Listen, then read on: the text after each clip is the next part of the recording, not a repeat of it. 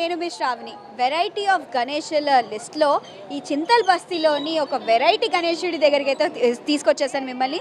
So లోపలికి వెళ్ళి theme ఏంటి అండ్ ఆ వినాయకుడు ఎలా ఉండబోతున్నారో చూద్దాం పదండి.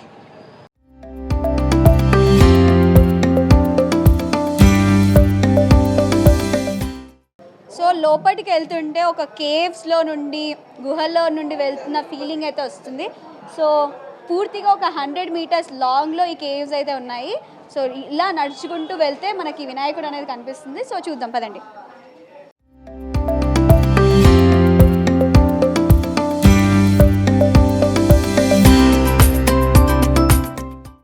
ఎస్, చింతల్ బస్తీలోని వినాయకుడి దగ్గరికి అయితే వచ్చేసాము. సో చూస్తున్నారు కదా మొత్తం ఎంత హడావిడి ఉంది అనేది.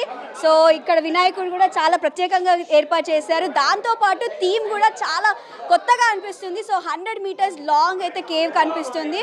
సో వినాయకుడు కూడా అసలు వినాయకుడు ఎక్కడి నుండి తీసుకొచ్చారు, వినాయకుడి యొక్క ప్రత్యేకతల గురించి వారితోనే మాట్లాడి తెలుసుకుందాం.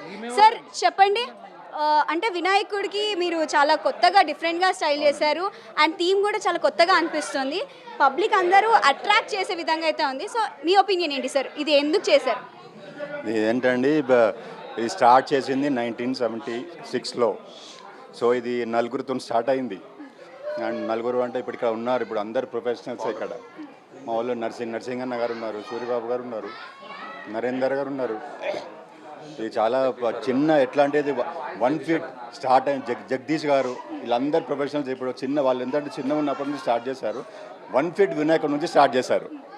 అట్లా అంచెలంచెలు ఎదుక్కుంటూ ఇప్పుడు ఇంతవరకు వచ్చింది. ఇది ఎప్పుడు ఇక్కడ స్టార్టింగ్ మేము ధూళిపేట నుంచి తెచ్చేవాళ్ళము. సో కొంచెం ట్రెండ్ చేంజ్ చేద్దామని చెప్పేసి సో 1996 నుంచి ఏం చేస్తామంటే సోలాపూర్ అక్కడ డిఫరెంట్ కలర్నే వేరే ఉంటుంది. సో మేము సోలాపూర్ నుంచి తేవడం స్టార్ట్ చేసాము. అక్కడ నుంచి వచ్చిన తర్వాత చాలా క్రేజ్ వచ్చింది పబ్లిక్లో. సో అది భారీగా ఎదిగి మేము 20 ఫీట్ గణేశుని కూడా తెచ్చాము మేము. సో అట్లా తెచ్చి ఈసారి ఇది 50th year, golden Jubilee year. So అందుకని చెప్పేసి ఇంకా భారీగా ఎత్తున చేయాలని చెప్పేసి మేము ఇంత సెట్టింగ్ చేసాము. ఇది కూడా సోలాపూర్ నుంచి తెచ్చాము. 25th ఇయర్ సిల్వర్ జూబ్లీ అప్పుడు ఎవరు చేశారో అదే కళాకృతితో మేము 50th ఇయర్ కూడా చేయించాము. సో మొత్తానికి 50 సంవత్సరాలు పూర్తయింది కాబట్టి గణేషుడిని ఇంత భారీ ఎత్తున భారీ బడ్జెట్తో అందరినీ అట్రాక్ట్ చేసే విధంగా అయితే వెరైటీ గణేషుని అయితే మాకు చూపించారు. అండ్ దేవుడు కూడా చూస్తుంటే ఆయన చూస్తూ ఉండిపోయేటట్టుగా అనిపిస్తున్నారు.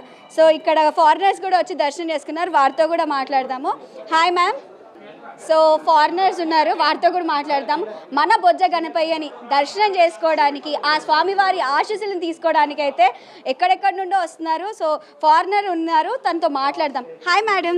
Hello. So you are from? I'm from Cameroon. Okay.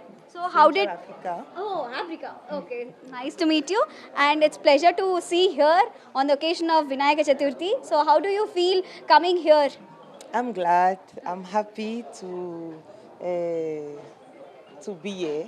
Okay. I'm there only for 1 month, but I have already 2 occasions. Yeah, the first was independence.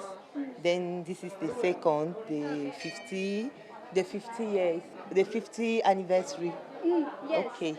I'm Okay. happy. So how do you feel like coming here, doing puja, seeing the idol? It's great. I'm just wonderful. Okay. I've never seen it before. Okay. It was So your I'm first glad. experience. It's my first time. Okay. You came along with your children. Yes, with my 2 children. Okay. So committee వాళ్ళు ఉన్నారు, వారితో మాట్లాడి వినాయకుడి గురించి అలాగే పూజా కార్యక్రమాల గురించి తెలుసుకుందాం. సార్ చెప్పండి వినాయకుడి గురించి. గత 50 సంవత్సరాల నుంచి కూడా మేము ఈ యొక్క ఉత్సవాలను చేస్తూ ఉన్నాం. వినాయక యోజన సంఘం ముందుగా బాలానంద సంఘంగా ఏర్పడి ఇప్పుడు యోజన సంఘంగా మారింది. దీనికి మేము బయట నుంచి ఎక్కడి నుంచి పెద్దగా వసూలు చేయం, మేమే కమిటీ మెంబర్స్ అంతా వేసుకుంటాము. ఎందుకంటే అందరికి కూడా నమ్మకము, మేము ఈ వినాయకునికి చందాలు వేసి ఇంత గ్రాండ్గా చేస్తే మాకు మంచి జరుగుతుందని, మా కుటుంబాలకు మంచి జరుగుతుందని, అందరికీ బాగా జరుగుతూ ఉన్నది. ఎందుకంటే అందుకే ఇంతమంది ఇంత హ్యాపీగా ఇప్పుడు మేము సెకండ్ జనరేషన్ వాళ్ళని చూస్తున్నాం. వాళ్ళు కూడా ఉత్సాహంగా ఇందులో పాల్గొంటూ ఉన్నారు. ఇంత గ్రాండ్గా చేయడానికి వాళ్ళు కారణం. ఇప్పుడు మేమైతే అంతా బిజీ అయిపోయినాం జాబ్స్లో, కానీ వాళ్ళంతా అది టేక్ ఓవర్ చేసుకొని చందాలు వసూలు చేసి వాళ్ళు కాంట్రిబ్యూట్ చేసి ఇంత భారీ స్థాయిలో చేస్తున్నారు. ఇప్పుడు మీరు చూస్తున్నారు చుట్టుపక్కల నుంచే కాక చాలా ప్రదేశాల నుంచి డే టైంలో 24/7 అంటే ఖాళీ జస్ట్ 3 hours గ్యాప్ ఉందంటే పొద్దున 4 o'clock వరకు కూడా పబ్లిక్ వస్తున్నారు. మళ్ళీ 5:30కే స్టార్ట్ అయింది. హాస్టల్ పిల్లలు వాళ్ళు ఇన్స్టాగ్రామ్లో 1 million వ్యూస్ కూడా దాటినాయి మాది. స్పెషల్ పూజా కార్యక్రమాలు ఏమేమి చేస్తారు? డైలీ నిత్య పూజ జరుగుతూ ఉంటుంది, ప్రసాదం జరుగుతూ ఉంటుంది, అన్నదాన కార్యక్రమాలు కూడా. అది కూడా భక్తులు ఇచ్చిన దాంతోనే అన్నదాన కార్యక్రమాలు. అది కూడా మేము చేసింది ఏం లేదు, భక్తులే కాంట్రిబ్యూట్ చేస్తుంటారు. అన్నదానం నిత్యంగా జరుగుతూ ఉంటుంది, ప్రసాద వితరణ కూడా కంటిన్యూస్గా జరుగుతూ ఉంటుంది.